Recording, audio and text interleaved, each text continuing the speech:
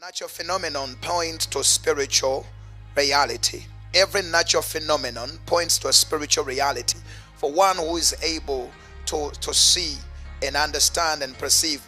The Bible says in Romans chapter 2, how God is going to judge the people who never heard the gospel. They should have looked at nature and perceive God through nature.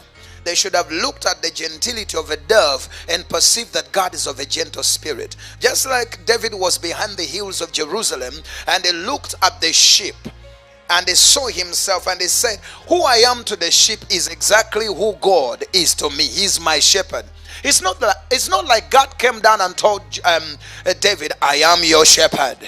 It is David who looked at the sheep and he looked at the relationship he had with his sheep, that he was able to perceive that who I am to the sheep, the way I care for them, even when I take them through the valley of the shadow of death and I'm protecting them tooth and nail. That's how God is to me.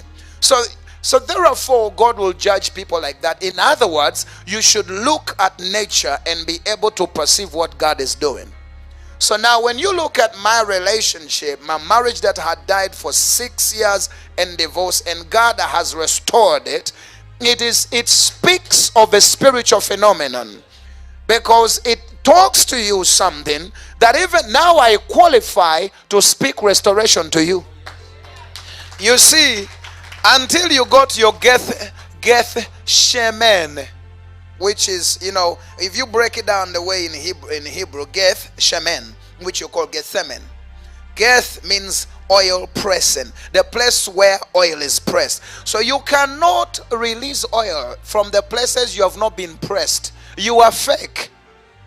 Actually, you are fraudulent to try to release the oil where you've not been pressed.